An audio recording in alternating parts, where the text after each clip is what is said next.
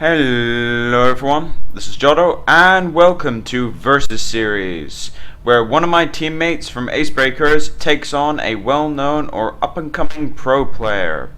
Now for this week from Acebreakers we have Crispy, who's playing against Moonstar from Luckydraw. Now Luckydraw is a very new team. They actually announced yesterday, and they've got a couple names that some of you may have heard of before. Three of their notable players that have been playing Hearthstone professionally in the past are Moonstar, colloquially known as Moon, Wushsame, and Timbolt, who all used to be on the Mana Grind EU professional Hearthstone team. So they've got quite a powerful roster, and let's hope they can give us some good games. So, moving on to the first two decks that we are going to see here. We'll start with Crispy's list. Custom Druid. He doesn't really name his lists. Anyway, Custom Druid. So, by the looks of it, this is a Token Druid list.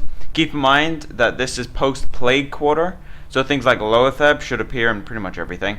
So this is post-Plague Quarter, so they've got a couple extra toys to play with. Now, this particular list is running the Double Argent Squire. A lot of people don't run those anymore, only run one in Token. I think two is still quite useful. We also have the Haunted Creepers, one Nerebar Weblord. That's interesting. It's mostly to deal with Zoo and Shaman from what I can tell. Rest of the stuff got standard double combo, and the only other sort of interesting thing in here is that we have 0 Azure Drakes, not the 1/1 Loatheb, as we're kind of used to seeing. So 0 Azure Drakes and the 1 Loatheb. So it's fairly interesting. I think the second Azure is taken out for a Weblord. So it lowers the curve, makes it a bit better against Zoo in exchange for consistency through the draw. It's a very interesting list. As for Moonstar, we have Mid-Range Hunter. Now this has been a very popular list recently, and the reason is because Web Spinner was released this week. If you look at the top there, you've got Web Spinner, the 1-drop beast to complete the curve, gives the deck, in this case, 5 things they can play on turn 1 to draw. The one-off flare in this particular list, a lot of people have been removing one of the 2 flares for a Web Spinner. So we do have 2 Web Spinners in exchange of 1 flare, and I think 1 Crocolisk is also an interesting thing in here. This reminds me of a list I saw a couple days ago, but it's got a couple differences. The 1 explosive to beat Zoo got double freezing, singular bow. We've got Singular Rivercroc along with the 2 Creepers, 1 Snapjaw, and a Loatheb. There's been a lot of different mid-range hunter lists, so it's very interesting to see his sort of take on it, and let's see what kind of games come out of it. So anyway, on to mulligans. We've got Crispy on the top, Moon on the bottom. Moonstar is a fairly simple mulligan, I think. I think you just send back everything but the Snapjaw. I think keeping the Snapjaw is debatable because you're running a lot of low drops now, so I would see, depending on how comfortable he is with getting a low drop or not, you either mulligan it or you don't. As far as Crispy is concerned, he's debating keeping the Innervate for a Druid Claw. I think you keep this hand because you can go turn 2 Power of the Wild into the Druid of the Claw on turn 3, but it's tricky. So gone to opening hands. Yep, he did in fact keep that, or if he mulliganed, I didn't see. So we've got the turn 1 play for Moon is actually oddly difficult. He's got Flare, Web Spinner, and Tracking. Now, Web Spinner is the best one here, I think, because it forces your opponent to do something about it. Then I would say Flare is better because it doesn't, especially against Druid, you don't need to save it. You just throw it out, get a card. Tracking would be the worst one out of those 3 because it's a bit more of a responsive card, it lets you pick things. So sometimes it's better to save that for a little later, although if you have it in your opening hand with no other option, you just play it.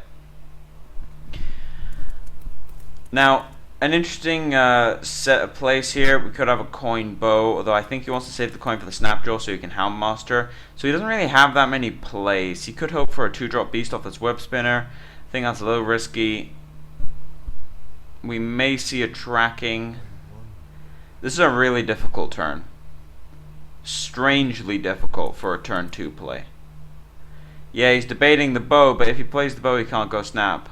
So he's gonna go for the bow. Yeah, this I mean, it's less powerful in the long run, but it means that you don't take, 6 damage from this 3/2. So that was a difficult turn. That was a very difficult turn. Next turn he can go for a tracking into hero power if he doesn't get anything. But that was a very tricky turn. Now, the Innervate is going to sit around a bit. The reason he played the Harvest Golem is because he wants to bait Moon into killing it with his bow. Then he can use the Innervate for later. He doesn't need to use it now. He doesn't have that much action in his hand, so if he Innervates Claw, he doesn't really have anything. And we see the almighty Captain's Parrot coming off that web spinner. Captain's Parrot is absolutely atrocious. We'll probably just see a tracking into Captain's Parrot. Unfortunately, we can't see what this tracking entails, because we don't have both perspectives, but we shall see what he gets off when it shows up in his hand. See what he gets off this tracking. Appears to be a fairly difficult decision, because this is taking a bit. Oh, he's got the Animal Companion. That's quite brutal that you can't just play it now. He's going to play the Parrot. Parrot doesn't do much, but it's a 1/1. It may force him to use a hero power on it, and next turn he can go Snapjaw. So we've had a fairly powerful hand from Moon that was kind of disrupted by what he had to do with the coin. I think if that Panther hadn't come down on turn 2, he would be very far ahead right now. He would have had a Snapjaw, right? He would have had a Snapjaw on the board at the moment, and then would have Houndmastered it. And there is, I mean, Crispy does not have a way of dealing with that, so he probably would have just lost. Now, for this turn, you just go Snaps. If you can play Snaps, Snaps is slow, but it can be buffed by the Houndmaster, so if you can play the Snaps, you play the Snaps. What he's debating is that playing into Black Knight, but I still think you play Snaps for mana efficiency, and if you don't want to play into Black Knight, the next turn you can go Animal Companion and Trap or something. I do think the Snaps is definitely the best play here. Just go for the win at this point. Alright, so the Druid of the Claw is debatable. I think you Innervate Ancient of Lore here. I'm always a big fan of the Innervate Ancient of Lore. A lot of people don't like it, but I mean, you cycle 2 cards and you get a 5/5. It's like a Super Drake. As far as Moon is concerned, I think we are going to see the Animal Companion freezing now. Freezing this thing is going to be a huge tempo loss. No need to really play the Houndmaster out right now. If you don't play into Black Knight this turn, then he may just not have the correct tempo. So you can just throw him off completely with this freezing trap. Now, unfortunately, pretty much everyone knows that this is freezing trap. So he's not going to walk straight back into this. It's not going to be... It's usually explosive. It's usually either explosive or freezing. And in this situation, there's no reason to play an explosive, so it's definitely freezing. Keeping that in mind, we're probably just going to see the Keeper to kill the 4/2. And then probably... Oh, we actually walked straight into it. That was a bit of a mistake. I think the correct play there was to play the Keeper and then to play the Nerevar Weblord and just keep the 5/5 on the board. I mean, think about it. The only difference is that he would have a 5/5 on the board right now, which is just infinitely better. So, I mean, this turn we can just see the 6 mana Houndmaster. Yep, that Weblord is getting some value. We can see the 6 mana Houndmaster come down on this 2/7, kill the Keeper for free. But the main reason that was a mistake is because he can only kill 1. Or I think he's going to kill the... he might kill the Weblord. It's debatable. I think he's going to kill the Weblord. And actually, it's really debatable. He doesn't have any battle cries in his hand right now, so killing the Keeper I think is slightly better. How many battle cries are there really in the deck? There's double Houndmaster... And is that it? I think that might be it. So that would explain a lot. Now we could see Innervate Ancient of Lore again. Yeah, this... because of the way he did it last turn, this is getting to him quite badly. Because this turn he could run the Nerevar Weblord into the Oasis, bounce it, and then attack it for 5 and swipe and hero power, and he'd clear the board. He'd clear the board and he would actually have a 5/1. So he should be very far ahead right now, but that was a mistake running into that freezing. You don't have to trigger the freezing. You can just wait for a turn and play minions that he really does not want to bounce. So that may end up losing him the game, because I don't see a way of dealing with this efficiently. He could go Druid of the Claw swipe, but that's just brutal. Yeah, that's what he's got to do. That's so incredibly brutal. Second Hunter's Mark, we're just going to see a tracking for an Unleash at this point. Tracking Buzzard Unleash Hunter's Mark is pretty absurd in this situation. Let's see if he gets the Unleash or Kill Command. Actually, would Kill Command do it? No, it wouldn't. We're just going to see the tracking, see what he pulls. High main would also be practically backbreaking at this point. There's a couple draws he can get that are just ridiculous. Even low aceb would completely destroy him. He could go tracking into Flare, low aceb.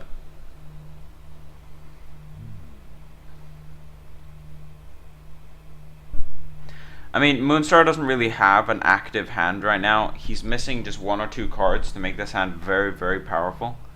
The problem is he doesn't have the Unleash or the High Main or anything like that.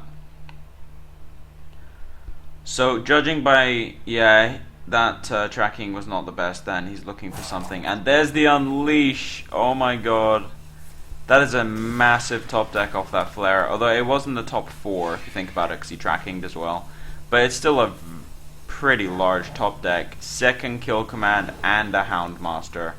This is a very big deal. I think that's a turning point again, where he had board control. So he was ahead, he just needed 1 or 2 extra. I think I probably would have killed the Web Lord there. I don't really see a point in running into Black Knight, so he just clears your board if he has Black Knight now. Whereas before, he can only kill the Buzzard, and then you have a Beast for your kill commands. Pay attention, class. The light takes me. But instead, he's just going to flood with minions. And yeah, this is... I mean, he could double kill command, I guess. Actually, does he have lethal? 10, 16, 17, 18, 19. Yes, he does. He does, in fact, have lethal. He's got 10 in his hand, plus his hero power. That's 12, 16, 17, 18, 19 damage, exactly.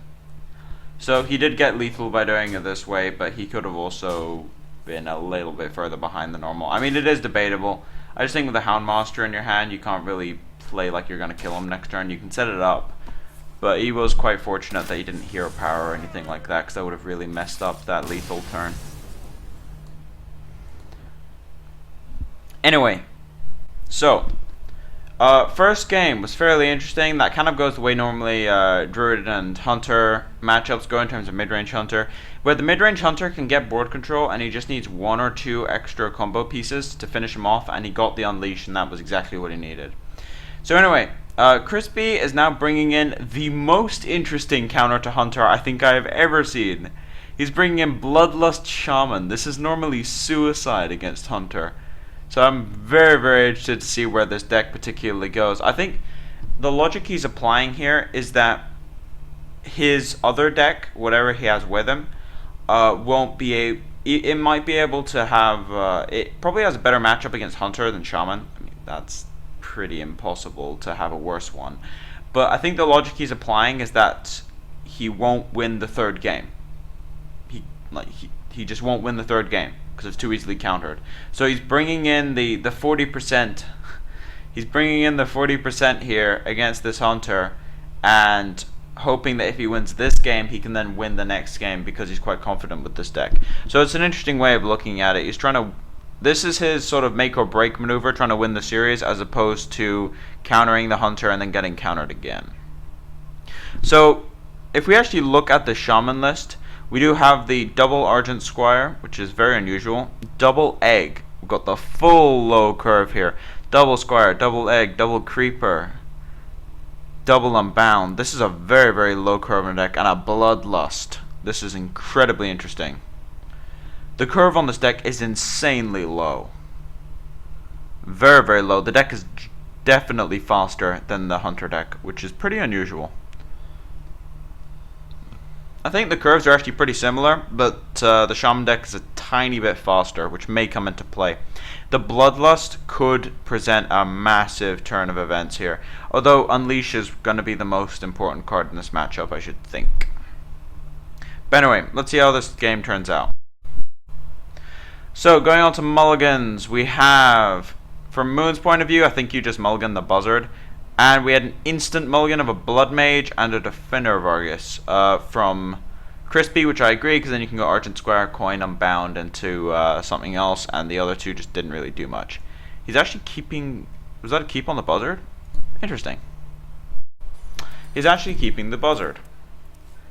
Is this because he really wants the Unleash combo as much as possible? I mean, the Unleash combo is how he wins this, that's for sure. But it's very, very interesting to keep the Buzzard. I think I almost never keep Buzzard whenever I'm playing Hunter. Unless I have an Unleash in my opening hand. Oh, we got the boar here. This hand is very awkward. I think you actually do pop the shield. Just to see what you get. Mukla is one of the worst beasts in this matchup. If he got this against the Druid, he'd be celebrating.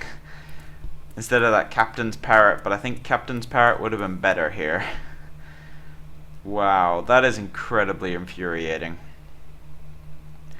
Question is, what do you do here? Do you bore it, or do you hero power? I'm tempted to say that you hero power, save the boar for the Buzzard combo if you kept Buzzard, or kill command. He's really trying to figure out what to do with this Mukla, because what he's betting on is that he might bore this so that the totem next turn, if he bananas it twice, it's fine. This is actually a difficult turn. Rarely do you see the turn 2 go to the fuse, but you can actually understand why. He's just going to go for the hero power. But that was actually a very, very difficult turn. I should imagine we're just going to see the coin unbound. If you can get it off for free, with nothing on the board and a bolt in your hand, then yeah, go for it.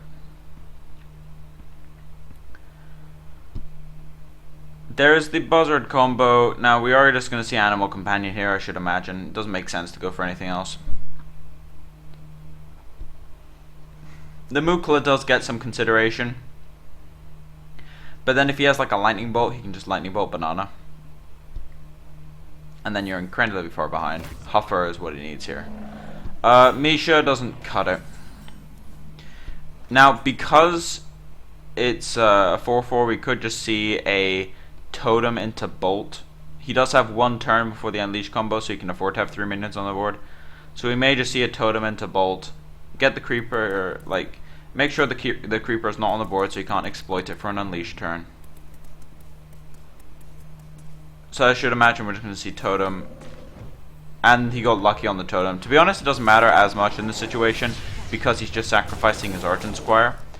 But the Bolt is a big, big swing of events here. Now he has to rely on the Buzzard combo, and there's the Buzzard. Another Buzzard. Now, Boar into Kill Command will kill all the threats on the board right now.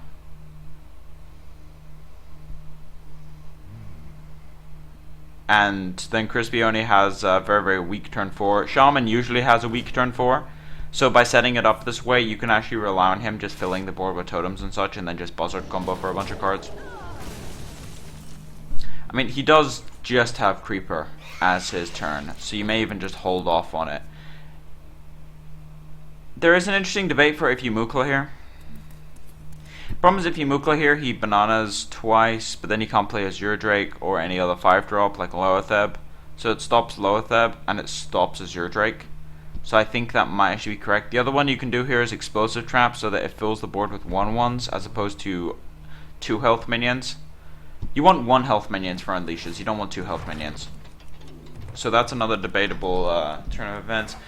You could actually go Explosive and Mukla. It is turn 5. Shuts down Loetheb, shuts down Azure Drake. We're just going to see the hero power. I'm not sure if that's correct or not. It's quite difficult to judge. I mean, in this case, it would have been Banana, Banana, Rock Biter. But then, that's a 1-for-1. So it's actually fine.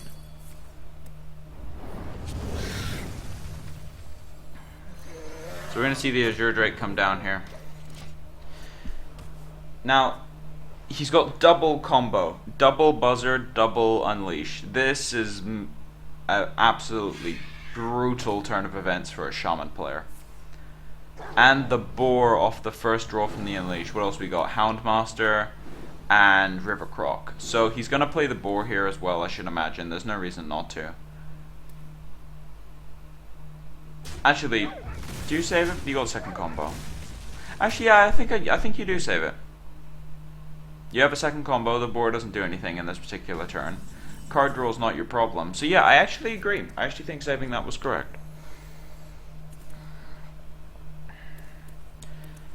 Crispy has one of these legendary Shaman hands, which just don't do anything. This is one of the problems with Shaman, and the reason why a lot of people don't play it, is that every couple of games you just get hands with 4 removal spells in it, and that's it. There's no threats. So a lot of people tend to run lower curve Shamans at the moment. The question is, does he play the high main smack into a Hex? I think you may just combo again here.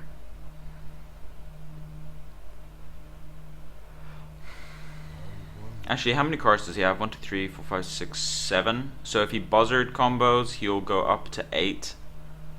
And then he can deal a bit of damage. I think he's going with the River Croc into a Houndmaster. This is quite vulnerable to Storm, but that's about it.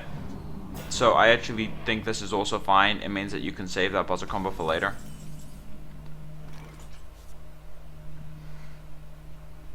This Lightning Bolt is a huge draw. The Rock Biters are practically useless.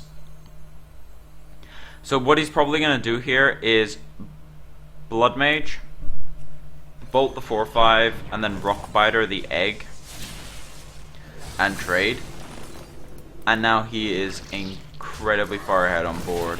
Now he didn't totem there deliberately because he doesn't want to give extra cards to his opponent. He's playing around the second Unleash, as unlikely as it is he has it. Because he does. At this point, I think we have to Buzzard combo. This is the largest Unleash you're going to get. I don't see it getting larger than this. This is 4 cards. This is way too much card draw to deal with normally. Freezings. Freezings are actually okay in this situation. Loatheb, that's good against Shaman. Animal Companion. Got Bow as well. Is that all 4 cards? Yeah, it is. I think you can debate playing the Boar here. And then the Freezing, so that you cash something. You could also play the Bow. And then clear everything apart from the Nerubian. Yeah, I think that's also fine. And this is one of the things about Shaman, is that this is why it's pretty bad in this matchup, is because you revolve around filling the board.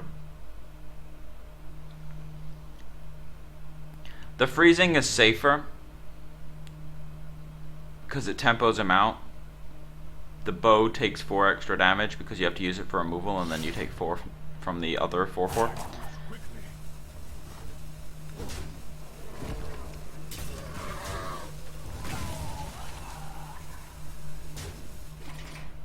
That's a pretty good set of draws there. He can't kill his Buzzard. Not efficiently. He could Rock Biter his face to kill this Buzzard. I think it's actually, it might be worth it.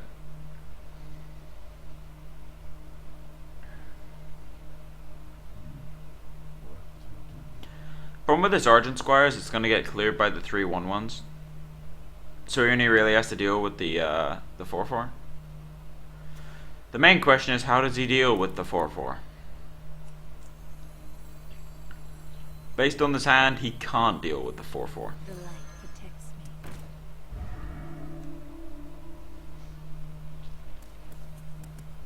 I would actually say, while Moon has a huge amount of cards in his hand, I don't think he'll get the chance to play them if this damage keeps up.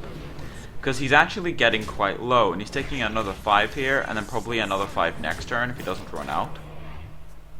This is actually a pretty dire situation for him. The Flare is maybe an out. You Flare first here, definitely. You want to see what you're getting.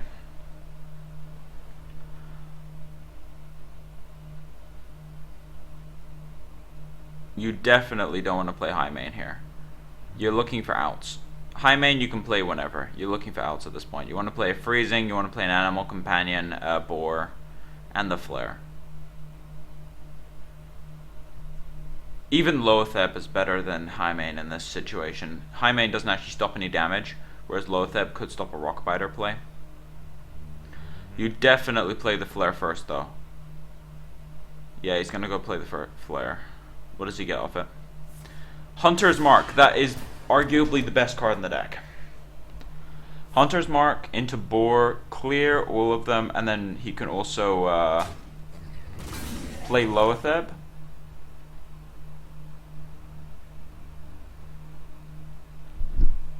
Yeah, I think you just play the boar here.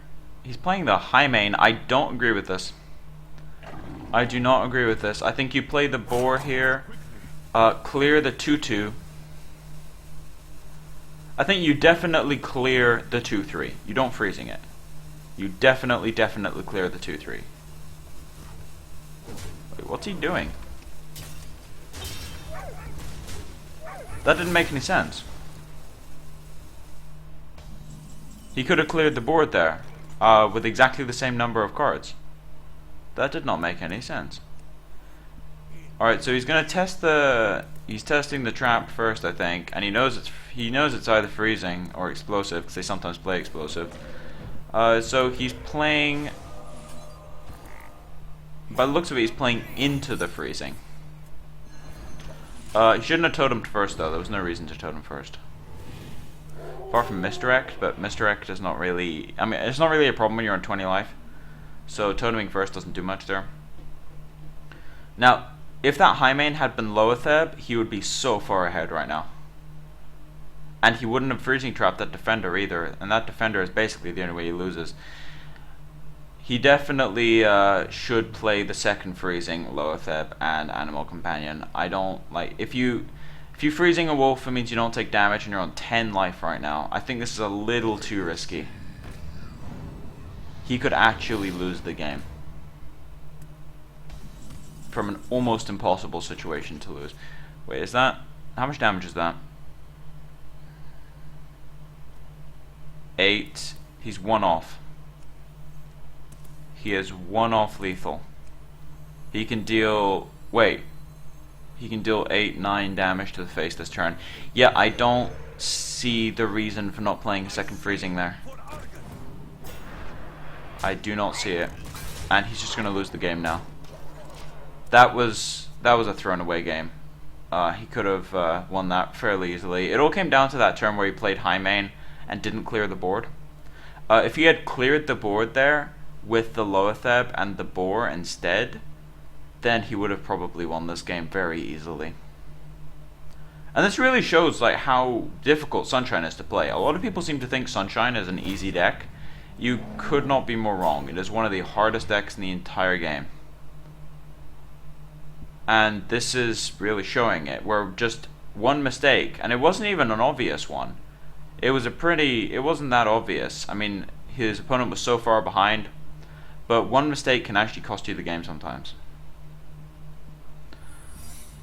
At the moment, he's just trying to figure out if there's a way of him living. And I do believe the correct answer is yes, if there's no top decks. He has to sacrifice his Loatheb to do it, though. Which is horrible. Actually, does he? No, he can kill the 1-3.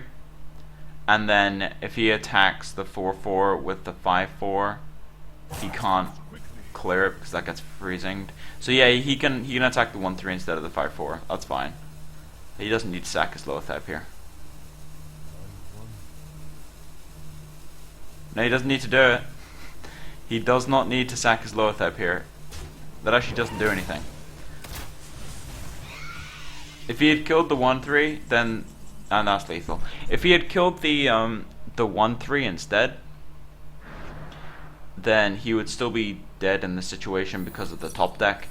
But it would have had the same outcome, and he would have had Loatheb still on the board with 4 life.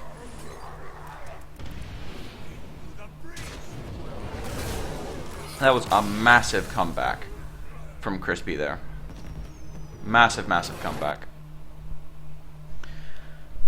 So, that particular game was incredibly weird. It was one of the stranger games I've seen in a while, where the Shaman deck managed to top deck its way out of it, and I think that's one of the strengths of this particular Shaman deck, is that the Bloodlust can just win.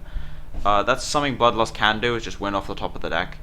But I do think that that one turn was the turning point where the board wasn't cleared and instead the defender got freezing. I think that was the major turning point where Crispy would not have won that game if that defender had not gone back to his hand. Anyway, in another bizarre twist, we have a Druid coming in against a Shaman. This is interesting. Now, Druid has traditionally been terrible against Shaman. Quite frankly, Shaman is supposed to be the counter to Druid, actually. I know that the token Druids have a much, much better matchup against Shaman than the slower ones, but this is a mix. This is a very, very interesting list. It doesn't really fit into any particular category. If we look at the list itself, we've got Argent Squire, Power of the Wilds, Vile Teacher suggesting it's token. Then we've got double Narrowbar Weblord, and then we've got one Mark of the Wild, one Sludge Belcher, one combo instead of two, and then a Cenarius. This is a very weird list, and I really want to see where this is going. This is definitely one of the stranger lists from the day. Definitely the strangest list that came out on this particular episode, so I'm really, really interested to see how this goes, and I think I know why he brought it in against Shaman, actually now, is because of the double Weblord and the Sludge Belcher. Those three cards in that deck are very, very good in the matchup. Sludge Belcher is a pain in the neck to deal with. As a Shaman, they have to almost hex it or silence it. And Narrowbar Weblord blocks Fire Elemental, and it blocks Defender. It just blocks a lot of the better stuff in the deck.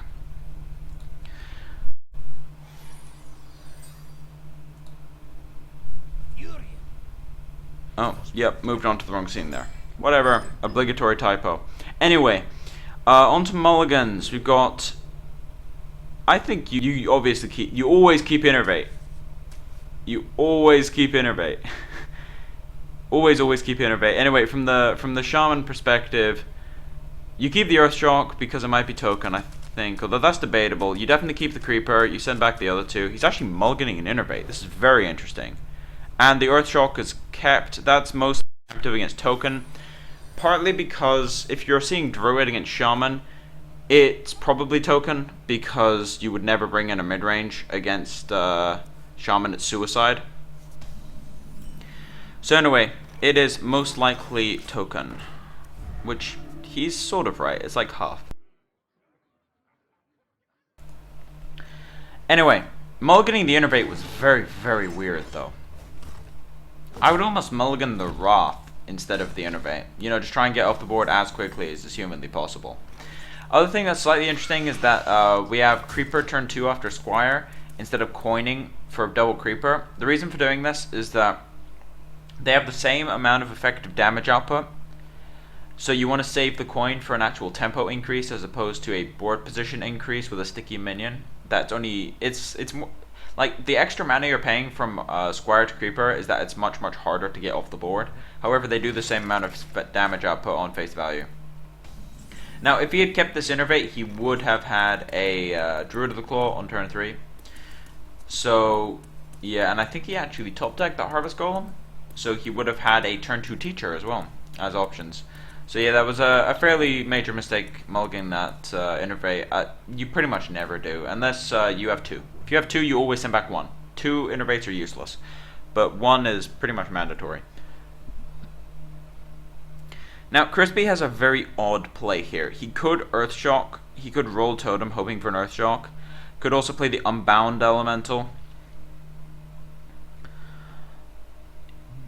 Looks like he is going to go for the Earthshock and the Creeper. Okay, that's interesting. It does mean he actually has the same amount of damage before and after. That's the funny thing about these Creepers. Same damage before and after that play. So, yeah, that was not the most efficient in terms of cards itself, but it keeps your board, and it means that you can actually get rid of that Harvest Golem nice and efficiently. Very clean way. Now, for this turn, I would say just slam the Teacher. I don't really see a reason to go for Hero Power Wrath or something like that. Pay attention, class.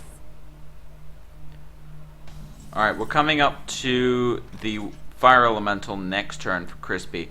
For this turn, I think we're going to see the Egg Totem or the Unbound Earthshock. Would Earthshock do it? No, it wouldn't. So we're just going to see the Egg and the Totem.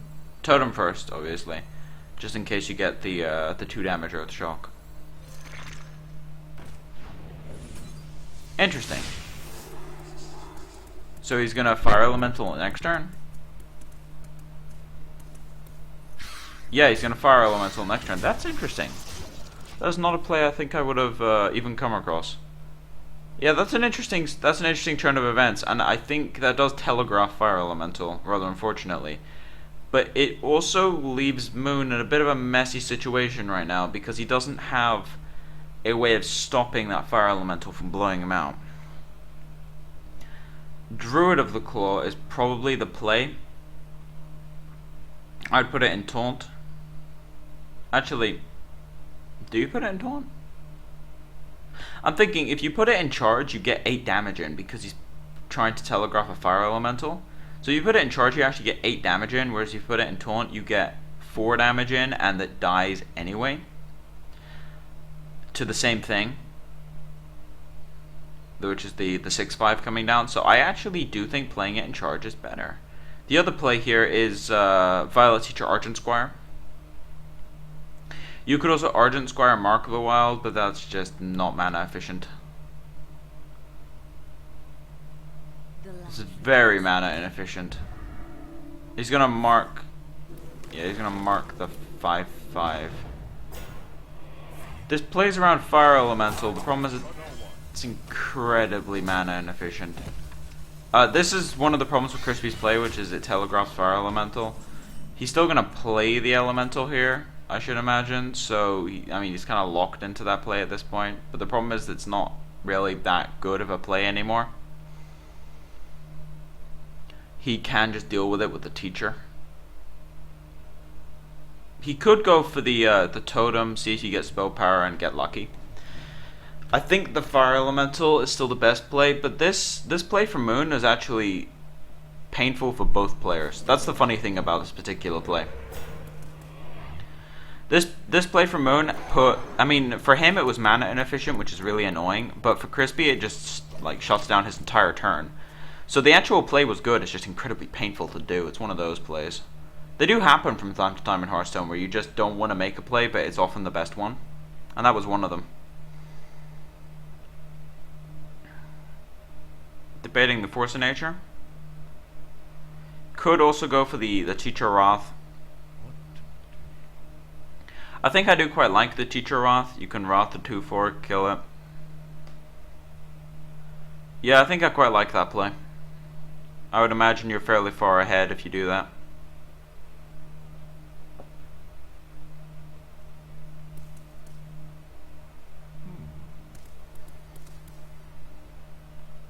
But you do have a lot of options. I mean, you can also go Druid of the Claw in Charge, and then Argent Squire. You still kill the 2/4 in the end. I think you have less of a board position if you do that, though.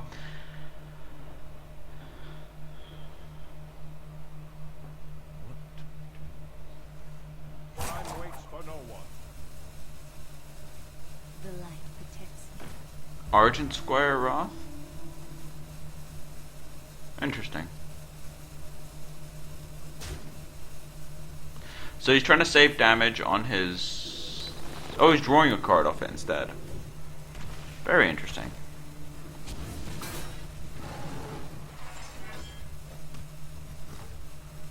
But doesn't this just play into Fire Elemental? He's going for damage because he almost has the combo in his hand. I think this might just play into Fire Elemental is the problem. Or in this case, Storm. Spell Power Storm is practically the end of the game. Because then he has Fire Elemental to deal with any follow-ups. So he's just going to clear most of the board here.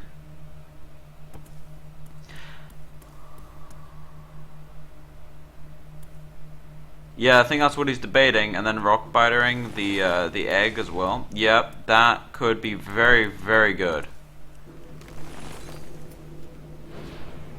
Yeah, he knows that he's gonna go for the coin fire elemental play instead. Yeah, this actually shows that you don't have storm as well. I think it's powerful. It's a very, very powerful turn. I would say he's very, very far ahead on board right now, extremely far ahead. And it does also telegraph that you don't have storm, which means he might play into it. So that is a very, very good turn from Crispy. Very, very good turn. I think that might be the way he wins this game with this board. This board is very hard to remove. The problem that Moon has right now is that if he swipes this fire elemental to kill it, he's going to actually spring the creeper. So if he wants to swipe, he's going to have to hero power the 1/1 and then swipe.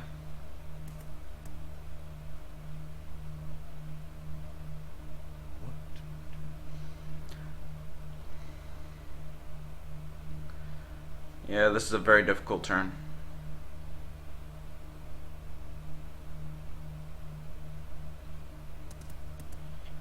I think that might be correct though. Attacking the 1/1 with the with your hero, and then swiping the fire elemental and killing with the Argent Squire. That takes, well, 7 damage off the board, leaving him with only 6 and 1 card in hand. And I think you can stem the bleeding on that with a Sludge Belcher. Wow, he's going all in, going for the top decks here. I think this might be a little too risky. You got Sludge Belcher and Druid of the Claw in your hand. I don't think you need to go risky here. We might see Defender come down, and that is going to completely destroy him.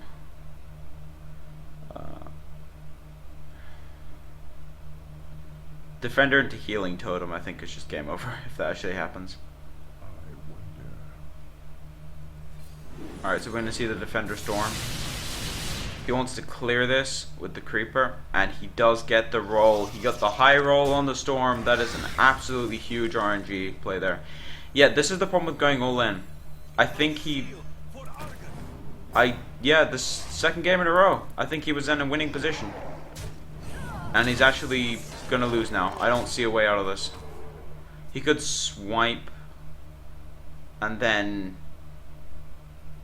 No, he doesn't have any good plays after that. He can swipe to take off most of the damage, or about half of it, and then you've got 11, 13. That's a lot of damage coming in. Teacher swipe is his play here. I don't think there's anything else he can do. He may be regretting going all in last turn and not just removing that fire elemental. He would be on about 23 or so life, and he would have 2 taunts in his hand that he could play over 2 turns. He could have gone Teacher that turn, or just Force of Nature. So he's got 13 damage. He has 2 off lethal.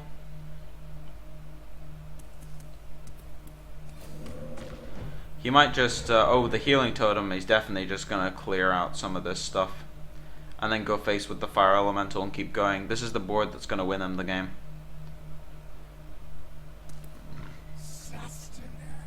And unless there's some crazy top deck from Moon here, I think that this gamble, he can win with Saboteur off the top. No, this gamble I think paid off. Did he make a mistake? I think he made a mistake somewhere. Yeah, I must have missed that. Anyway, for this turn, we could see Force of Nature to kill 3 of them, but then he has to deal with the Fire Elemental. I think Force of Nature to kill 3, and then playing the Nerevar Weblord is actually fine.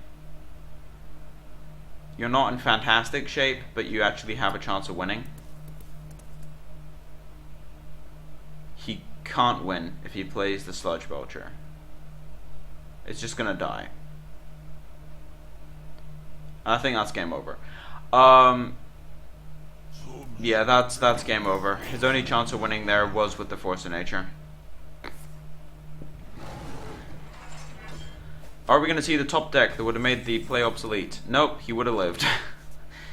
I think that's Is that just game? Well, he's gonna kill the Sludge Belcher for free and then deal 6.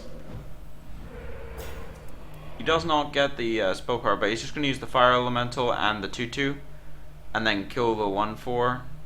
Or play Blood Mage and Lightning Bolt the 1/4 and then just attack, and then that puts Moon in exactly the same position he was last turn. Exactly the same. The difference is that there's one card missing from his hand, which is the Sludge Belcher, and the board is actually worse. This is one of the reasons why playing reactively is not always the best way of doing things.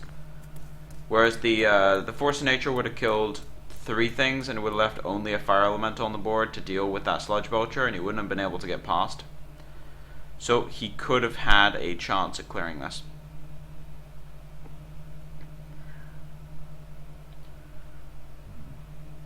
So yeah, I do think that this series was decided by a couple key errors on Moonstar in this particular game. By the looks of it, there's the Innervate off the top. By the looks of it, Crispy's gamble to bring in Shaman against Hunter has actually worked. Right, he managed to beat the Hunter, and then the Shaman carried him through on his second game because it's not that easy to counter once Hunter is out of the equation. The only other deck the Shaman is a really bad matchup against, or not terribly bad, but still pretty mediocre, is Miracle Rogue. So that was the only other deck he was really scared of, and yeah, seems to be calling of GG's on the side there. Well played. And he just passes the turn. Yeah, as we see the end of the game here. Is he gonna Death by Fire Elemental? Yep, Death by Fire Elemental. So anyway, that particular series was interesting to say the least. The first game went pretty normally, but then we had a very weird set of counters. We had Shaman coming out as a gamble from Crispy, which ended up paying off in the end, and then we also had Druid coming out from Moon to try and throw his opponent off a little bit with a token. And the Nerebar Weblords didn't quite work, but it almost did. I think he actually could have won that last game. So we had a couple interesting games. Always nice to see a 3-game series. 2-game series always a bit one-sided. So always nice to see a 3-game series. It's a very decent series in general. And overall, I hope to see more out of the guys from Luckydraw. We might have one of them on again in the future, once, you know, a couple episodes down the road or something like that. Anyway, thank you all for watching. If you like the content, please subscribe. If you have any feedback, put it in the comment section below. As for now, this has been Jotto, signing off.